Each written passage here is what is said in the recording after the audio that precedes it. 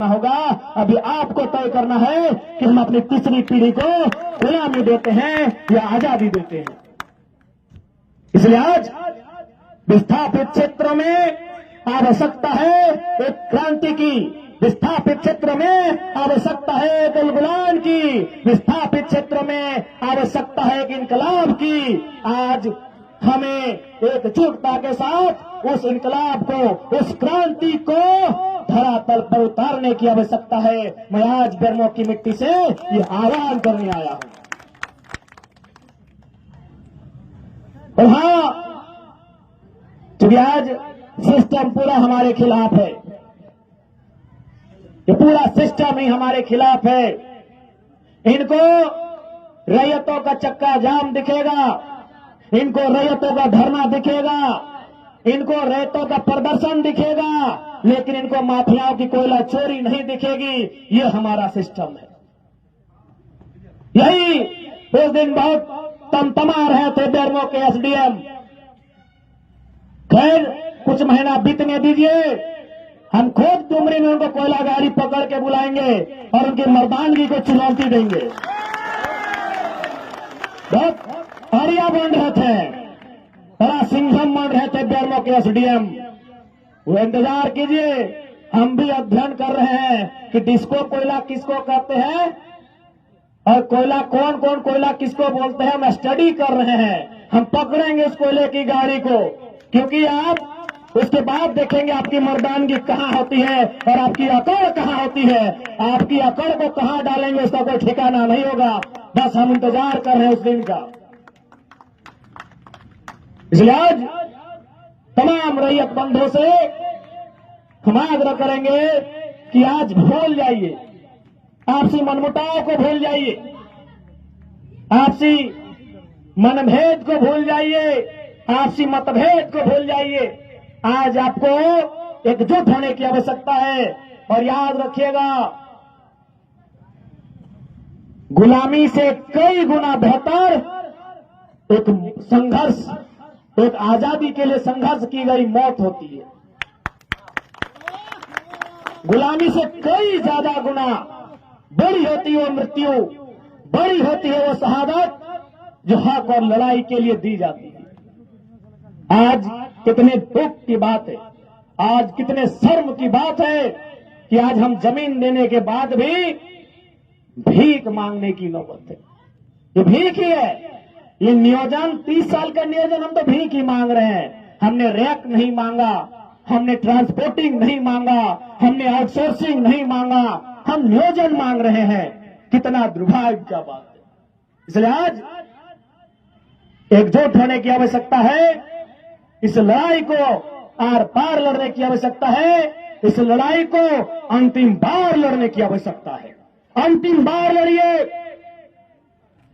1970 शायद 2-4 साल आगे पीछे हो सकता है, लेकिन अनुमानित जब राष्ट्रीयकरण हुआ खानों का 72-73,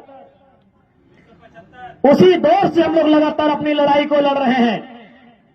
एक राउंड फिगर में हमने 70 कहा है। उसी दौर से आज 2024 आ चुका है, लगभग 50 साल का समय। अगर हम एक उम्र के हिसाब से आकलन करें तो शायद 2 पीढ़ियां, क्योंकि एक पीढ़ी 25 साल की होती है गार्जियनशिप की। एक कोई भी व्यक्ति जब गार्जियनशिप करता है तो शायद 40 साल की उम्र में करता है, वो 60-65 साल तक परिवार का गार्जियन बन के रहता है।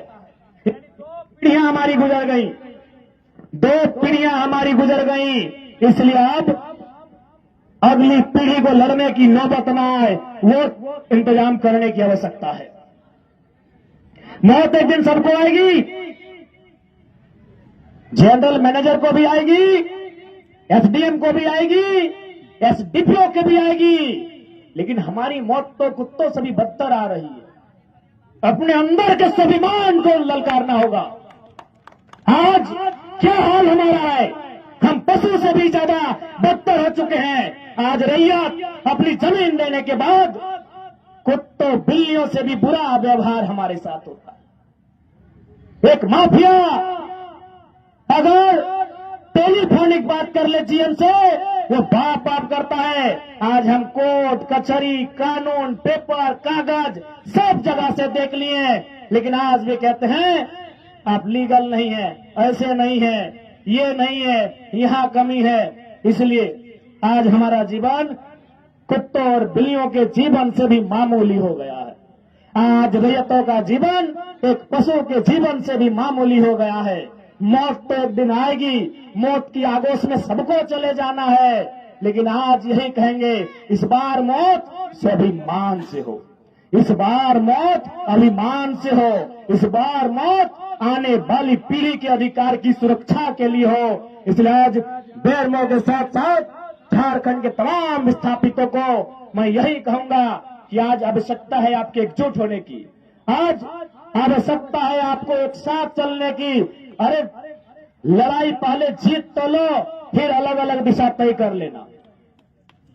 लड़ाई जीतने से पहले ही हम अलग अलग दिशा तय करने लगते हैं। इसलिए आज हमारी ये दुर्गति है, उसका परिणाम हमारे सामने है। आज उसी का परिणाम हमारे सामने है। इसलिए हम किस राजनीतिक दल से है नहीं है, कोई मैटर नहीं है।